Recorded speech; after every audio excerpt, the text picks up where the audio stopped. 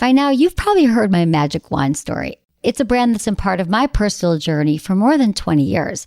But no matter how many times I sing Magic Wand's praises, I'll never be able to fully capture the story of this incredible brand.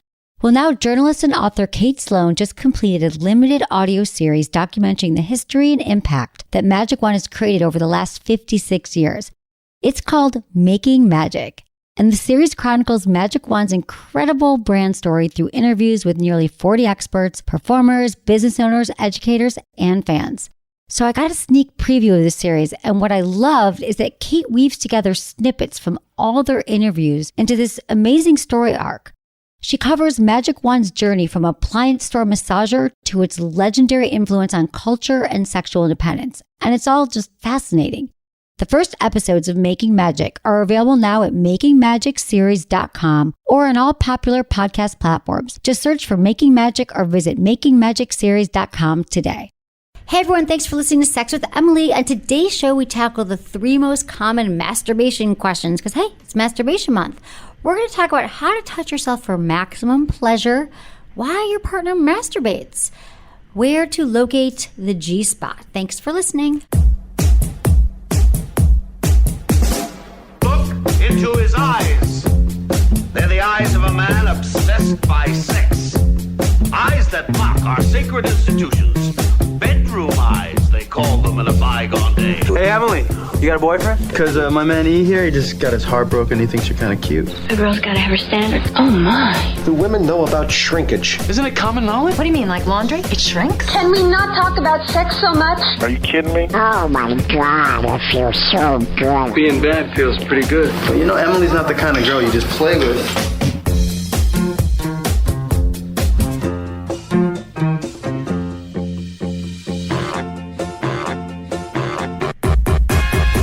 You're listening to Sex with Emily. We're talking about sex, relationships, and everything in between.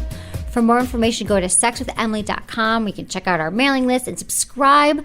I love when you subscribe to us on iTunes and you review us. And also, thanks for telling your friends about the show so they can enjoy it too. And while you're at it, follow us at facebook.com/sexwithemily and on Twitter, Instagram, and Snapchat at sexwithemily. Thanks, everyone, for being here. Thank you, Menace, for being here. Hello. Hello. What's going on? You know, just rocking through masturbation month. I know, right? Do you want to hear the most interesting Are you chafed yet? Not yet. No, but here's the funny thing. So I talked to you that I'm redoing a lot of things in my life. We're opening up a new, bigger office, and I'm going through my entire house, which doesn't have a lot of storage. And so I finally thought that since I'm redoing it so it can kind of I don't own it, I rent it, but I'm just trying to make it so I can actually walk from one side of the bed to the other and open drawers, that I started to open these drawers that are kind of scary to me. Not scary, but they have literally every toy. I mean, I have a lot in the garage too, but toys that I'm well, one day I'm going to try this one, or I'm going to try this nipple clamp because I have 18 nipple clamps. So I started pulling it all out of the drawers because I had to move the bed. It's a storage bed. I pulled out 65 bottles of lube, including samples. Jeez. I had about 10 different kinds of nipple clamps. I had, where all day? You didn't vibrators. Bring any for me. I didn't. No. So many chargers tangled up. I had a $250 butt plug with the pony hair. The ones from Crystal Delight. I had all these cute costumes. I had a nurse's costume, and I had the schoolgirl. I'm oh my God, I've got some sexy stuff going on in my bed. I had restraints, and that was just 2 drawers. They're very deep drawers. So that was really fun, and I thought, I'm getting my life, getting everything organized, and now I see exactly what I have. All that, because then on the other side of the bed, I have the toys that are on my immediate rotation. But these are toys that I just sort of put back there, and toys and props that I'm I'll get to that whip one day. But now it's all across my house, spread across the floor. Sweet, you got to Snapchat that. I'm snapping it. All right. Check out my Snapchat. Your Snapchat's blowing up, by the way. I know. That's crazy. It's really fun. Thank you for showing it to me. I know. I watch your Sex snaps. with Emily. Sex with Emily on Snapchat. I mean, you would be a billionaire by now if you just listened to me once in a while. But Menace, I'll never forget that in 2009, you called me and said, get on Twitter. You're there's this Twitter thing happening. I'm what? You're just do what I say. And I remember where I was standing, in the Mission. I'm okay. Do it. And I know you've been telling me this, and so I'm doing it. And yeah. I gave you $1 billion idea last year, and you still haven't jumped on it. Which one?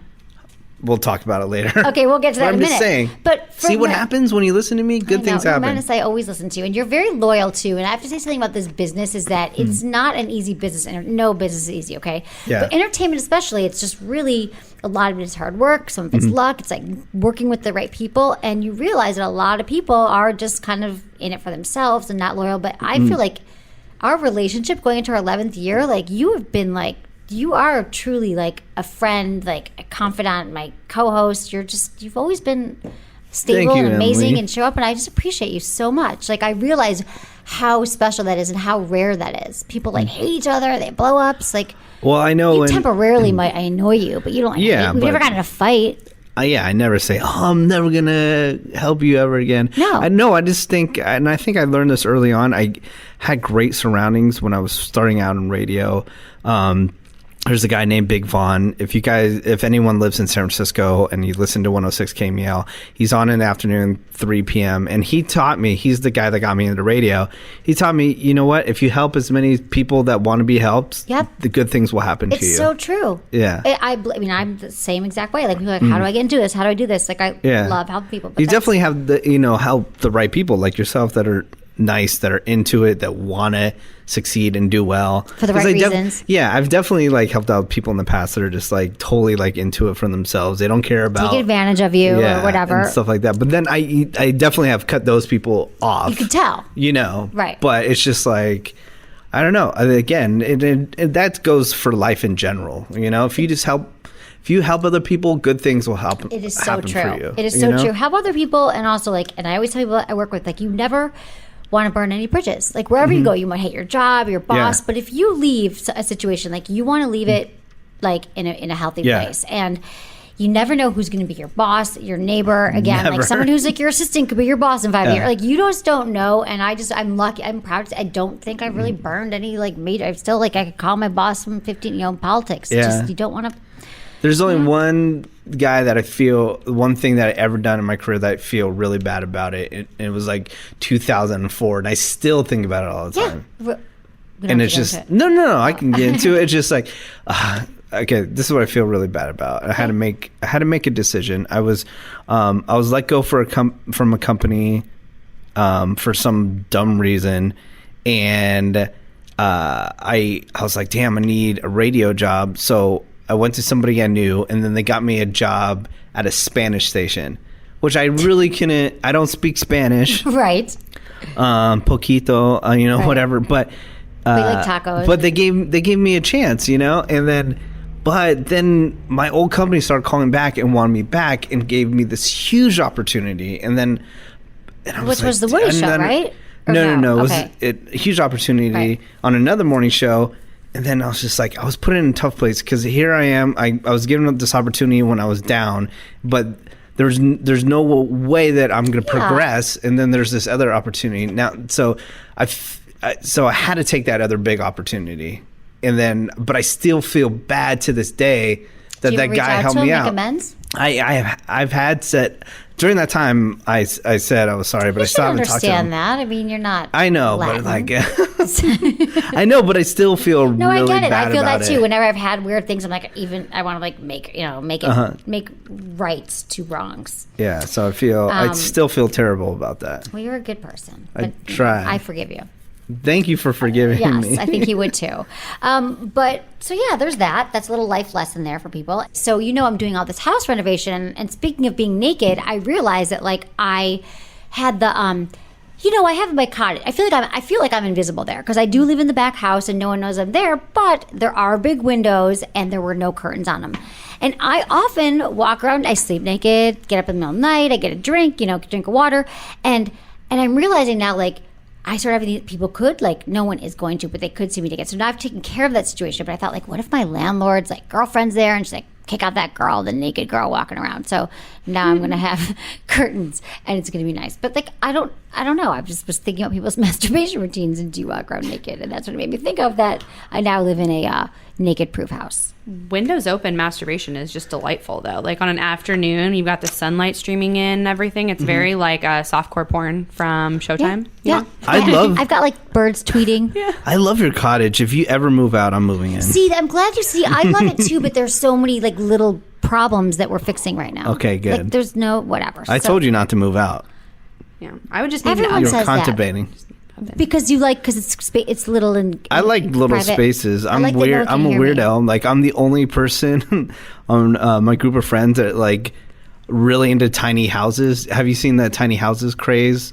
It's like miniature houses and No, stuff like that. but I need to you do can't that. have them here in LA, but you can buy like these little mini Prefab, modern. They're already made and they drop them off at your house, like in your mailbox. Yeah, You blow it and up. you can buy them for like $30,000. I've seen those. Yeah, definitely. No, mine's not like that. It's just a little guest house that was built like, you know, years by, you know, my landlord built it from his own hands when he came over from Russia. Yeah. It's like, it's not stable. If there's an earthquake, I might die. But I'm fixing it up. Okay, so that's what we got there. And we got a little sex in the news. Cool. Menace. This one made me think of you. All right. Canadians already know about car sex and predict even more with driverless cars. Now, yes, we've been talking about driverless cars for a while. You didn't make up driverless cars, but you said they were coming. didn't, You but- predicted them. Yeah, I was I was the first one to like start mentioning it, I think, because I would read the articles when they were first coming out. Right. And then like no one was like really into it. And then I go, you don't realize this can be like, you can be on your way to Vegas and be in the back seat having sex. Right. And I was like, yeah. Right. Yeah, you kept on blowing me off. But it turns out, Oh, it looks like look the who term was right backseat. again. I know. God, why aren't we I billionaires? listened to you on Twitter, and I should have made a car. No, but then this thing's like, remember when I would 10 years ago? I'm like, you can have sex through the internet, and now that shit is here. Virtual reality. Everything. What the f are we doing here? I don't know. know. Why I aren't like we on a doing private podcasts jet? that- Why Well, don't I'd like a anyone private ever jet. listen to me? I want a driver hate in a private life. jet. I hate it too, man. Let's just go for it then. I gave you Passive income. again. I gave you $1 billion. I need a new one. I promised gave it to your you next, last year, and you didn't do it. I promised your next $1 billion idea, I will run with it. It's so easy. But here's the thing. The term backseat driver is about to take a whole new meaning. I'm predicting that once computers are doing the driving, there'll be a lot more sex in cars, says Barry Kirk of the Canadian Automated Vehicle Center of Excellence. He said more. So apparently there's already an in-car business going on, and it's in Canada. Let's make the point that even though driverless cars are coming and coming fast, that doesn't mean you can't sit back. It doesn't mean you can sit back, take a nap, read a book, watch a movie, or hop in the back seat with your partner. Even if you're in the front seat, you still have to be aware of your surroundings and what's happening. So, and you got to take over the wheel. So they mentioned on Tesla, let's see, officials mentioned videos posted online of Tesla drivers brushing their teeth or reading newspapers with the car's autopilot feature engaged. So the issue of the attentive driver is problematic. They tend to overestimate the performance of automation and will naturally turn their focus away from the road, and then when they turn on their autopilot. But they're not really driverless, at least Tesla's not driverless yet. And if car sex on the list, just remember the authorities are looking for it, so they're going to arrest you for that. Haters. It doesn't sound safe to me. Like, I'm already, shouldn't be driving in general, and I'm focusing. Yeah. You know what I mean? So Just put you in a driverless car. It'd be perfect. I Just wanna type drive in the a car. address and you just... I want to be driving less and have a driver, but I don't want a driverless car. Yeah. I found out a way to just, crash through someone's, like a gas station or something. Okay. Okay. But first I want to give a shout out. Should I make my next sexual prediction? Yeah. Oh, go. Please. Take Let me notes. think. So we can have sex over the internet now. It's going to be like virtual reality and stuff like that. You can just put the headsets on. What is the next thing? What is the next level? Are they going to... I mean, I think this virtual reality thing, men won't leave their house because it really feels like you're having sex. I haven't tried it yet, but I've heard about it. How about within the next 10 years or less, somebody will have sex in space for science? Oh, for sure. Yeah, well, people are going to space more. I mean, the people have all these talks the about going to SpaceX space. and all that stuff, and then Virgin America. Why not have sex once you're there? Yeah. Yeah, but they're doing it for But scientific how research. can we make money? You think you want me to go there and be the first person to have If sex? you That want should make to. sense. You should. One Should I small start a crowdsourcing campaign? Yeah. Crowdfunding? sex and Send me in Sex in space. space. Sex. That's Yes. it. I'll wear the hamburger You can- outfit with in silver. You can get on the Virgin America, one of their flights. It's here in Los Angeles. You go on there. It costs about $250,000. You go to space.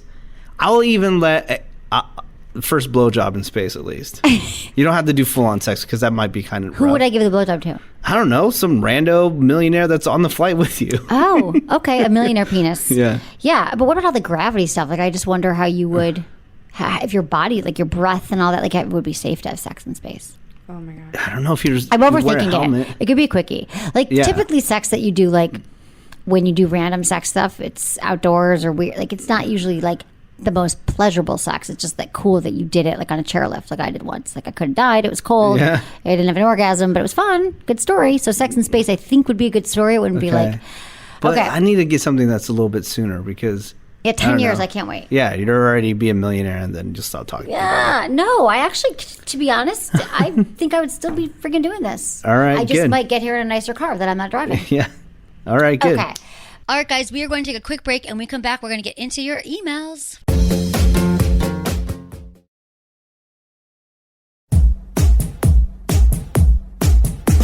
We're back, Yes. and we're going to talk about, we're going to do some emails. Let's do it. Okay, so thank you for emailing me, feedback@sexwithemily.com. Oh, it's so easy now to email us on our website. You just go to the Ask Emily button and ask a question, and you ask it right there, boop, sends, goes right in our inbox. You don't have to go and write out feedback. It's really easy. Tell us your name, where you live, how old you are. That's important, how old you are and how you listen. And the first one, there's about masturbation, because it is masturbation month, so I'm going to get some nitty-gritty details here. All right. Dear Emily. Do it.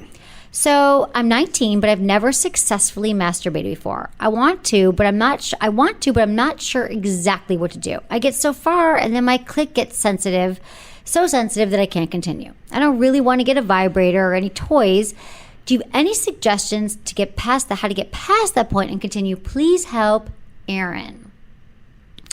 So Aaron's going through like a classic mistake that a lot of men make when they go right for the clitoris. I always say that's like not the best thing you could do if you're dating someone new, you're in a new relationship, heterosexual couple. She is not turned on yet. So sometimes when you go right for the clitoris, I get that's a hot button. I'm glad you know what it is, but you got to work up to it. You got to like tease and you got to turn on. You got to make sure that you're like ready to be touched there, because some women are more sensitive, and a lot of women mostly just don't want you to go right there because they're not even turned on yet. But Aaron, it sounds like you're one of these more sensitive types. So before we get into the technique, I'm just going to lay out the basics for you about masturbation. So you need to be comfortable, you need to be relaxed, and you need to be in the right environment. So for you, that can mean in your bedroom, making sure that like your door's locked, your mom doesn't walk in, your roommates, and whatever makes you feel relaxed and sexy, like, like candles, maybe it's your favorite music, your favorite porn. People got the routines. Take the pressure off yourself, because you're new to masturbation. And so I think a lot of women, I was one of these women, I suspected that the first time it would happen. Well, I thought it would happen during sex, and it didn't happen then, or intercourse. And then I thought it would happen when I masturbated, and that didn't happen. And you got to figure out, for some women it does, but for some you got to like take time to get to know your own body. So set the mood, set the atmosphere, and you got to get your brain on board, because your mind is the number one sex organ. So if you're not turned on above the belt, nothing good's going to happen below. So how do you do this, Aaron? For you, I'm not sure. Maybe you think of sexy thoughts, you think about your past sexual partner, or your current one, future, maybe it's an amalgamation of a bunch of things that have happened to you sexually, some really hot things, watch porn, listen to erotica, whatever gets you in the mood.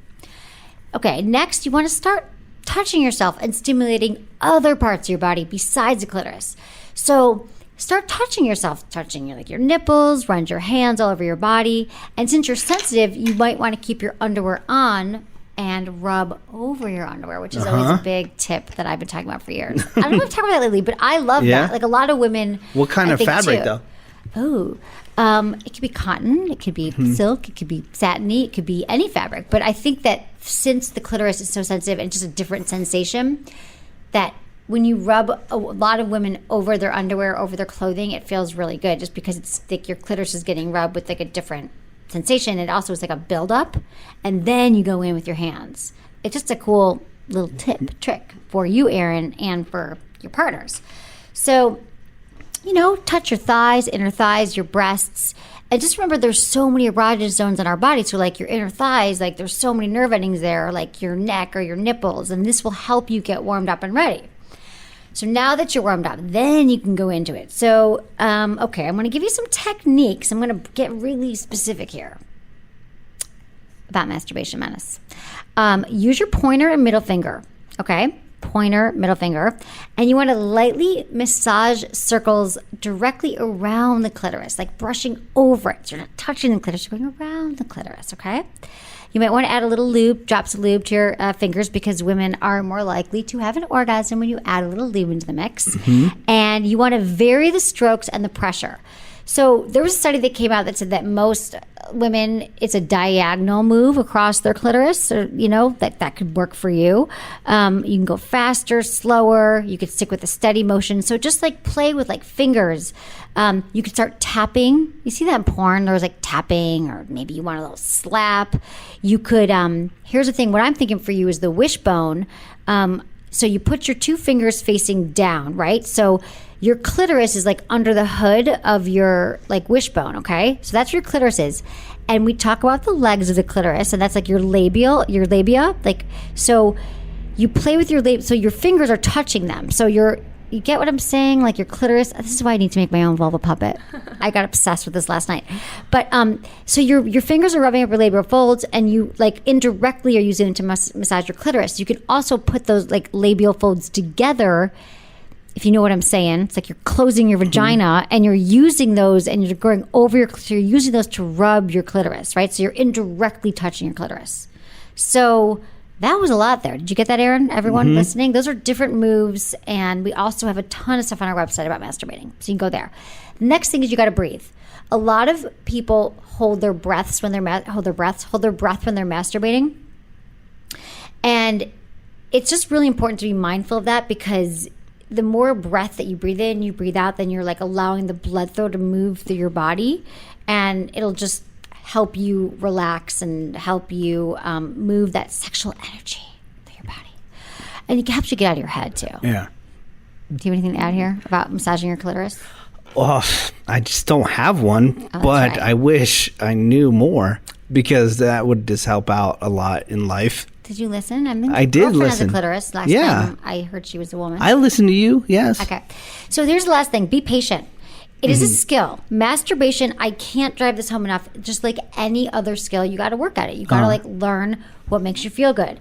It takes practice, and you can't expect to get it right after a few tries. And you can try our 30-day challenge. We could give you some products. And so just be patient and know, and just be committed to it. You'll get the hang of things, I promise. And if you want a toy, she doesn't want a toy right now, but if you ever do, all right, call me. Okay, this one, Menace, I need your help with. All right, because, what do you got? I just want to hear from you because you have a penis. But this is a really common issue. Masturbation for guys is so easy, but for women, it's so complicated because they're not all the same. I know. This is why I have to explain. Penises are all the same. Like I said, you put 100 women in a room and they were all masturbating, they would all be doing something different. Yeah. It'd be like a freak show. It would not be coordinated. Not a freak show. That's a terrible thing. But it'd be like, that's a terrible idea. What? Insulting women. No, but it's not. Don't be so sensitive. I can't help it. It's not Came from offensive. San Francisco. I'm so PC. Okay, dearest Emily, I start off by saying I love your podcast and I listen to it all the time. I love hearing the facts along with your sense of humor. It's very entertaining and keeps me listening. This is probably a silly concern, but here it goes. My boyfriend masturbates often, in all caps, when I'm at work, during the day, get home from the gym, etc. We live together. I find lube he accidentally leaves out all the time. I'm not mad about it, so maybe I'm overthinking things. We've always had a healthy sex life from the beginning, multiple times a week, and sometimes multiple times a day. I hope I'm being silly, but now it seems like he'll masturbate and not want to have sex with me later. Is it me, or his loss of interest in me? Or is he just a regular horny guy who wants it at random times? I brought it up once recently, and he acted like I was a sex addict who wanted it all day, every day, and said it's common for it to dwindle down in a relationship. I know that this happens in long-term relationships. Sex tends to decrease, but I feel like if it happens, we'll drift apart, and I don't want that. Tell me I'm crazy. Thanks in advance. Seriously, sincerely, the queen overthinker. I thought I was the queen overthinker. Oh, man. Okay, so let's break this down. A lot of people are parts. overthinking everything constantly. I know. That's why they're so afraid to talk to their partner, because they're always overthinking I know. stuff. She overthought this whole thing. So that's why, like, we really had to break this down when we were going through show prep, because it was like, Matt and I were like, wait, what are the questions here? Because there are two things. It's like, first is the masturbation question. Like, why is he masturbating? Because I kind of think about, like, universally, like, I get asked this question all the time. I'm in a relationship. I love my boyfriend. Things are great. Why does he still masturbate? They don't understand that masturbation is normal. He did it before you. He knew you. He did it with you. He'll do it. It's so easy too. But how do you explain, men, that like you can be in love with your partner, but just because you're masturbating doesn't mean that you are not being you're not satisfied. For men, well, sometimes maybe you're not available. Also, a lot of it's like, sometimes, okay. Now, I don't want you to take this the wrong way and take it out on him. Right. Okay. Okay? Because if you do that, it's just gonna make a relationship. Queenie, we're getting back to you specifically. This is just men. But sometimes it's kind of, I don't want to, because saying selfish is kind of a wrong term for it. But to make it easier, that's what I'm going to use. Okay. It's just like, okay, think of the vagina and how complicated it is to satisfy. All right. The Rubik's Cube of life. The Rubik's Cube of life. Line you've ever said. Yeah. Probably. Now, think about, okay, now do I want to go and spend all that time to satisfy that vagina to get what I want, which I can take care of myself in a few minutes, and then I'm done, and then I'm happy, and I can go to bed or just hang out, and I'm done? Or a lot of times guys do it because they think it's going to help them later when they do have sex with Pre-gaming. Pre-gaming. So they ejaculate already. And then it's like practicing for, for the big game. You're going to play basketball later. What do? You practice, you know? Isn't it also, yes, and I agree to all those things that sometimes guys are like, it's just a hassle. And women too. We're like, I'd rather just masturbate than have sex too. That's so true. But don't you think for also men, it's like for you, I don't know, but do you feel like it relieves stress? Definitely.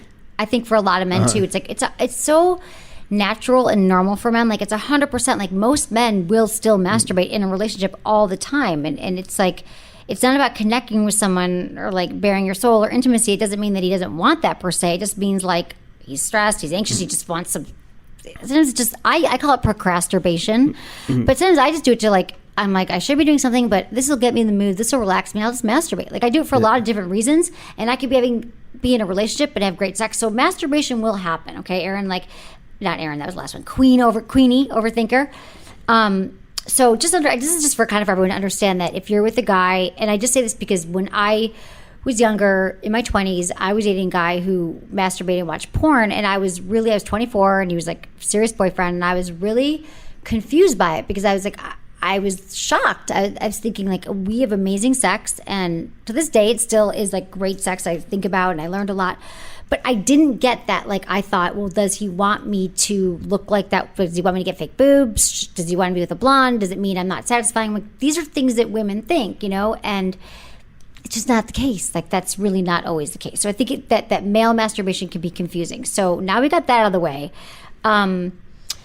When masturbation is a problem in the relationship is when the masturbatory habits conflict with your relationship. So for example, if he is masturbating so much that he's no longer interested in having sex with you, that's a problem. Yeah. Like, Matt's talking about, like, sometimes he's like, I don't want to, I'm just going to have sex. But if he's like, no, you're a sex, like, making you feel bad because he doesn't want to have sex, we've got a problem.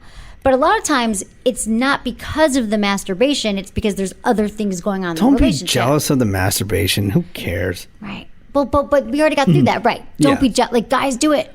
Yeah. Married guys, single Don't you guys, encourage it, Madison? You've talked about that in the past. Oh, yeah. I'm all about it. Like, masturbate. Take care of yourself. So that way, whatever you're doing is not for stress. I don't want you stress relieving inside of me. Like, I'd rather that be about, like, connecting and us having fun. Like, if you just need to get one out, like, take care of yourself. Right. I'm not a fleshlight. I have things to do. And your boyfriend, luckily, has probably the most impressive flashlight collection out of anybody. Oh, yeah. Besides our office. He's enjoying the benefits. Yeah, he's connoisseur awesome. of the flashlight. We gotta get him in here. He is, yeah. Can he come under another name? I mean, maybe. Yeah, like, we'll see. Bring that up. Okay. Yeah, does he name them? This one's name I meant, will he come in under another? Oh, I don't know if he mentioned does he his name name. them? This one's Donnie. This is Stephanie. He definitely doesn't name them. But, like, one time he was joking around. He's like, I'm going to call this one Madison. And I was like, no. You're like, I'd rather be Madison here. So I think that you need to talk to him about this, like about all of it. And you can just say, like, I'd like to have sex more often, and you're afraid it'll disappear, because I know he said that. What concerns me is he said sex dwindles. And you know what? It does. It does dwindle. I'm telling you, over time in the relationship, we all had sex 3 times a day at the first month of a relationship. 2 years, whatever, however long that honeymoon phase goes. But eventually biology takes over. We get comfortable, and it just does. So the fact that he just said it's going to dwindle, that's fine. No, I think we know it's going to dwindle. Expect that it's going to change a little bit, that your sexual habits, your drive, but that you want to work on it, that you want to say, well, we're not having it as much, but let's try to keep it interesting, or let's compromise about how many times a week we have it. I've talked about this a lot on the show. So, you can just let him know that, hey, I heard you say it's going to die over time, but we got to work on it. I want to spice up our sex life so it doesn't disappear completely. So I think you just got to get more information, because it does sound here, Missy Overthinker, Queenie Overthinker, that you might be overthinking, because I had to read your email a few times because I was like, you said, did he call you a sex addict, or he made you feel like a sex addict? This could be your own projection. So I'm just not really sure what's going exactly, but I'm telling you that it's normal he masturbates, but it's not normal if he's making you feel bad and pushing you away, which I'm sure is not his intention, which is why they need to talk. Yeah. I'm sorry if it all comes down to communication. Overthinking it. Guys don't overthink. Some guys overthink. I've dated overthinkers. They make me feel super normal and calm. I'm not really an overthinker, though. I overthink about stupid stuff that I shouldn't overthink. But that's still overthinking. Ready? Number 2. This is number 3. All right, This is my number 3 masturbation email. Where the F is my G-spot? Emily, Where's the G-spot locator app we've been talking about for years? See, another $1 billion idea. I don't know. Because it's different in every woman, but I want to do it. I want to do it. Okay. I just think it's hard because it's different. It's not so easy to find. It's like we're Indiana Jones. I know, really. We're trying to find the golden It's so hard. statue. This is for a woman. She thinks hers is gone and migrated. Listen, Emily. Never. I was really paying attention the last time I had sex, and the spot that felt really good each time he thrust in and out was against the back wall of my vagina toward my back. And I know the G-spot is supposed to be towards your stomach, so what is that spot I'm feeling? Could my G-spot have migrated to the back? Thanks, Lauren Pittsburgh, iTunes listener. Yes. It did not go to the back. Review us on iTunes. Give us 5 stars. 5 stars on iTunes. Woo, Makes we love Emily that. happy. She dances every time she gets 5 stars. It does. Because you know what happens? You know what's annoying? I'm just going to sorry, Lauren. I'm going to find your G-spot in a minute. But years ago, when I was trying to make a living, it's still a struggle, but we charged 4 years ago. We had people. It was an experiment. It was an experiment. We said, can you please pay for a podcast? 99 cents a day, whatever. Didn't work. I get it. No one paid. But we still have reviews on there like, she charged, or she did so many ads. And I think I did used to do a lot of ads. I'm sorry.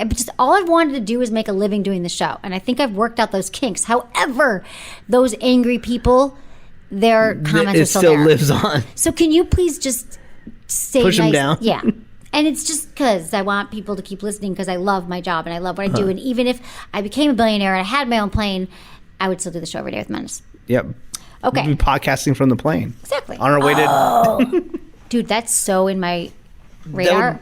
That would be awesome. I need nothing but that. Okay, a number of things could be going back there, Lauren. Here's the thing. I can tell you for one thing for sure, even though we don't have the G-spot locator app, your G-spot did not migrate.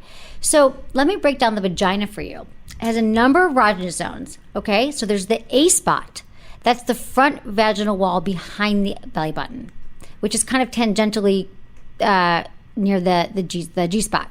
Then there's the O spot, and that's the spongy tissue on the back wall of the vagina, and that might be the spot you're feeling, or you just might like how it feels when he's thrusting in and out.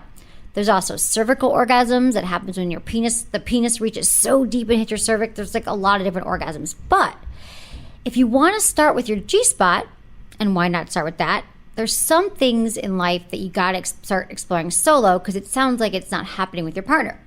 So, where's the G-spot? It's located about 2 inches inside the vagina. I think a lot of people think it's way further back, and it's the front vaginal wall. So it's towards your belly button, so you're right about that. And there's a cluster of tissue, and it's roughly the size of a bean, and it resembles the texture of a walnut. Although the size and location, but it does vary from vagina to vagina, but believe me, it's not in your back. And when we become aroused, so you start using your fingers and you play and you explore, this lump of tissue starts to swell, and it becomes much more sensitive to the touch, so it's easier to find. And so the best way to find it is using your fingers. Use some lube, explore that area. If you can have a clitoral orgasm or turn yourself on, sometimes that's a great way to get started, because that area will start to swell up. And so with your fingers or your partner's fingers, you put your palm facing up, your fingers curled up, and gently stroke the top of the vaginal wall. So your fingers like in this come hither motion, 2 fingers coming towards your belly button. And it's more of a stroking. It's not like a thrusting, or it could be a pressure, like you stroke and you apply pressure.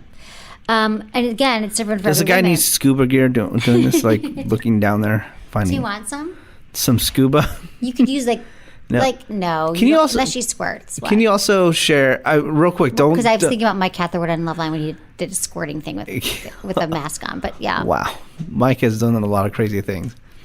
But the thing that I want you to bring up, and I know we mentioned it many times, but we get new listeners all the time. We do. Just a really quick recap. Your friend, you had a friend who thought the same thing as this email. Yes. And then so she masturbated every day for 30 days. Every day for 30 days, which is kind of the inspiration for our masturbation contest this week, or this month, so, and she's inspired me my entire life. This was when we were 19 and we were in college, and she had never had an orgasm. And she had an internship, and she was like going away for the summer, and she said, you know what? She actually didn't tell me before she left. This is after, but she's like, I masturbated every day while I was there, and she was there for 30 days. And she said, I just sat back, I used my fingers, I played around. She had no idea. She had sex like once in her life.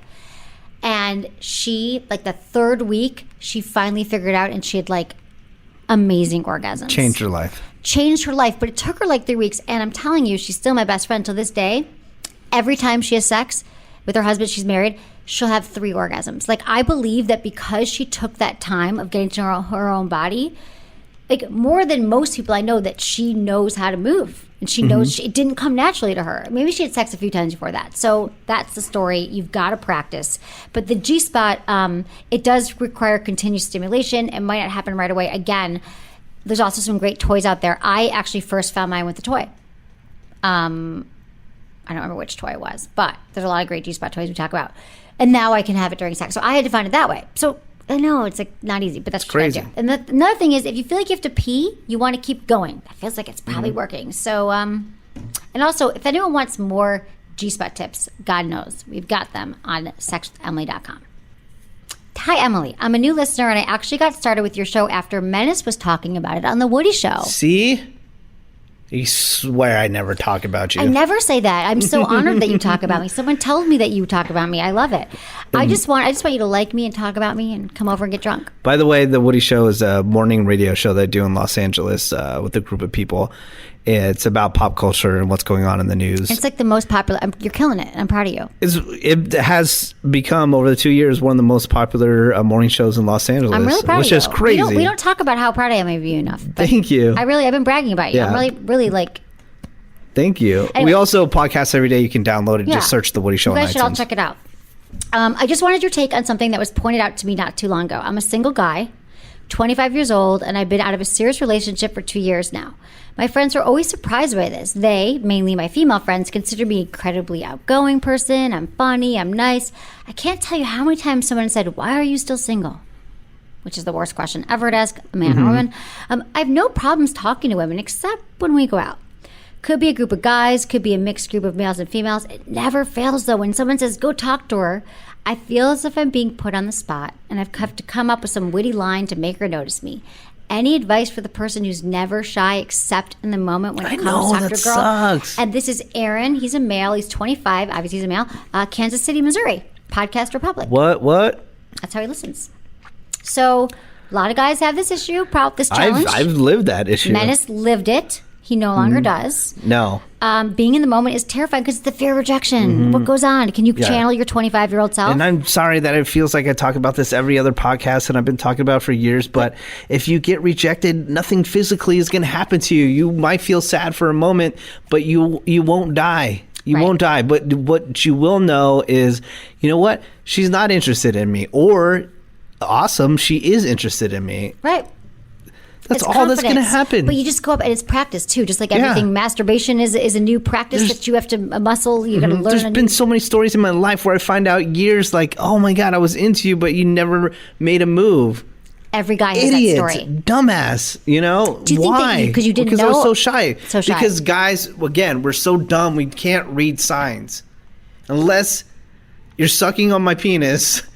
oh my God, she does like me. Like, Right. I don't know. I don't know if you're being nice. I Right. don't know. So do you like, think that would help with girls? This is separate, but are more, you like when girls are more assertive? aggressive? I think that they should be. I think it's 2016. You want everything to be equal. Why does it need to be this thing where I need to chase you and then find out? Like, if Right. you're into me, let me know that you're into me. Right. What's the big deal? Like, that's not gonna turn a guy away. That's gonna make a guy super interested. Like, stop with these stupid games. It's true. It's true. We are in a new era, people. We are in a new era. Yeah. It's absolutely true, Aaron. If you're a woman listening to this podcast and there's a guy that you're into, let him know. Let him know. Because maybe he is into you, but he's so stupid. Like, Right. 90% of the guys I know out there that just can't pick up on signs. They can't pick up signs, and they're so afraid. They think they have that. They think You're just being they nice. think they have to have the perfect line, Yeah. but it's not about what you say. It's like how you say it and how you present yourself. So if you go up to a girl and your eyes are like you're hunched over and your eyes are staring at the floor and your body language is uncomfortable, like that's not attractive. But you got to kind of channel, like, what if you're hanging out just with your guy friends? So you want to like be confident in your speech, stand up straight, be like, hey, you having fun tonight? What's going on? Like, you could just say that, but it's the way you present yourself. You look her in the eye, and your body language is confident. You don't pause. You don't, and you just. How's your night going? You can observe something that's happening. So in the moment, like if you're at a concert or club, you can be like, have you seen this band live before? Something that you would just observe, because then you guys have something to talk about. Yeah. And I like that your friends are pushing you, because I'm telling you, and you're going to thank me for this. I swear to God, Aaron, the more that you do this, the easier it will become, like anything in life. And right now you just got to get over that hump. Like there's a lot, like every time, and fear is where we grow. Like the most things in life, whenever I've had like growth and learned things, it's because I was terrified at first. I used to be afraid of public speaking. Like I'd break out in hives. Like clearly, like I can speak to people right now. I can do that. I mean, there's a lot of things. So the guys who are good at talking to women, it's because they do it over and over again. So just remember, you're smart, you're funny, you're outgoing, you've got lots of friends, you've got people who love you. And these are all true things. These are true. This is you, Aaron. And so just believe that when you're talking to men, women, everybody. So, I think it's really just about practice, and that your friends. You can even talk to your friends, like, what do you think is how did you talk to that girl? But I really just think it's just practicing talking, and even women that you're not necessarily even interested in. Doesn't matter. Just talk. Okay. That's what I got for you. That's all we got. That's it. This was awesome. This feels really good. I'm going to masturbate. I'm so happy. I'm going to procrastinate because I actually have work to do. I love you, Menace. Love you Everyone too, follow Emily. your 16 Instagram accounts now. You have Thank you for everybody on the last podcast. I mentioned so many people hit me up all the time about food in Las Vegas, so I combined those, and I started another Instagram account called Vegas Foodie Guy. So just follow that, Vegas Foodie Guy, if you're interested in that. If you're not, then I'm always hanging out somewhere in the country. You can follow me at Menace. and my dog Churro. And my dog And I Churro, love my that little everyone- baby. And I know it was so cool. Like That was really cool. I talked about this on the last podcast, but a couple podcasts back, I said, how many people actually listen to the very end of the show? Like the whole thing. Let's do an experiment. Go to my dog's Instagram account and wish her happy birthday. And then so many people commented, said, I listened to the whole podcast, and that's why I'm here. Yeah. And then that's really, really cool. I love that. Okay, well, Menace, it's good to see your face. Thank you, everybody. And next, thank you, Gibson Guitar, for having us at their Gibson showroom here in Beverly Hills. We love it. And thank you, producer Madison. Thank you, Lori and Jamie, who are killing it with our videos. You got to check it out on YouTube and Instagram. And I just love you all. Thanks for listening. Is it good for you? Email me feedback@sexwithemily.com.